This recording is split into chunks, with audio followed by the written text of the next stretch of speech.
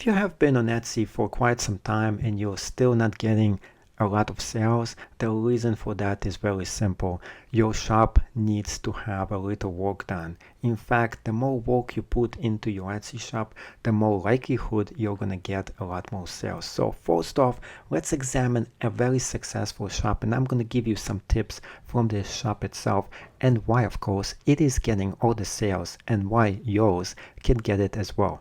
Let's take a look at the date they actually opened. They opened it about 3 years ago, and this one is getting a lot of sales. In fact, 7,488 sales, 28,000 admirers, and 1,222 reviews. That's a lot. So what is this shop doing right? And of course, why yours is not performing would be answered in this video. So let's take a look at the images themselves. First off, your shop has to look professional. Every single picture you put into your shop itself has to look like it was taken in a studio. Now, you don't have to have very fancy equipment to take amazing pictures. You can go into the picture section itself in this particular workshop, and I will show you how to take amazing pictures as well. But here we are just going over a few things that you could do to change your description and to make a lot of sales. So first thing you need to do, of course, is to make sure your item itself has a simple and very good description, because when somebody wants to buy something, they want to go and find out what they're getting. So here it says exactly what they're buying, the size of it, what is included, what's not, and everything else that you need to know about in the most simplest kind of words possible. This is why this particular shop is getting so many reviews and so many sales. The next thing that we're going to go into and show you why this shop is getting a lot of success, of course, and yours does not, is quite simple. It has to do with the quality and the quantity of items on sale. This particular shop has 828 different items on sale, which means the more things you have on sale, the more variety, the bigger the amount of exposure you have for your product. And in fact, if everything is very niched in a small category, as you can see the shop does, it's more likely that somebody can go into it and get what they want. So they actually dominate every one of those categories themselves and gives people a lot of different options. Another thing that the shop probably does, but it doesn't say, is the shipping itself. Let's take a look at it. It's very important that when you actually buy something, the item comes back very fast to you. And as you can see, it says right here, shipped quickly and arrived perfectly. This is very important for you to get a lot of reviews. The item has to come packed professional. It has to come in one piece, and it has to come quick. This is very important. This is why this shop is keep on getting amazing amount of reviews almost every single week here.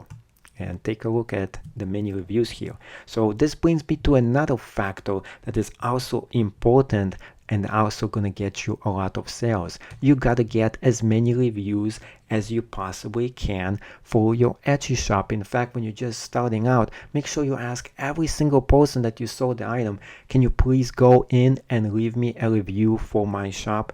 I thank you so much. This will definitely boost your sales. The more reviews you have, the more likelihood somebody is going to go and buy something from your shop itself. Let's go back into the shop. Let me show you a few other things in it. First off, personalize your shop itself. Etsy people, they love to hear stories. They want to know about you. They want to know that you are making custom items that are one of a kind and why you're making it. So tell more about yourself. Put a picture up of you. It's definitely gonna put a lot more sales in your flavor, because people like to have it personalized, because Etsy is all about handmade and it's all about being personal here. So that's why they like people who actually create handmade stuff that is unique and different. So if you do this, you definitely are going to get a bunch of sales. Next, of course, is market for your items. you gotta have some kind of a market for the items that you're selling in your shop itself. If no market actually exists for your items, you're not gonna get any sales whatsoever. As you can see, there's definitely a market for every one of those items that they're posting up there. And in fact, what they actually did, they actually created one item, and once it starts selling, they kept on replicating the success. So focus on your success. Whatever is selling, keep making more of it. Whatever is not selling, don't make any more. Don't focus on losers, focus on winners all the time. Next, of course, is the pictures themselves. Make sure they tell a story, make sure they look good. You don't need to have a bunch of different images. As you can see, they're only using one image, and that's it for every single one of the listing, which goes against my actually theory about this. I think you should have like about as many pictures as you possibly can, but as you can see, they're still making sales, which means one amazing image is way better than 5 that are not so good here. Now, the next thing you have to do, and this is so important for you, is to use social media to promote your listings. I can't stress that enough. You can tweet, you can pin it, you can use Trello, you can use Facebook, you can use just about any kind of social media.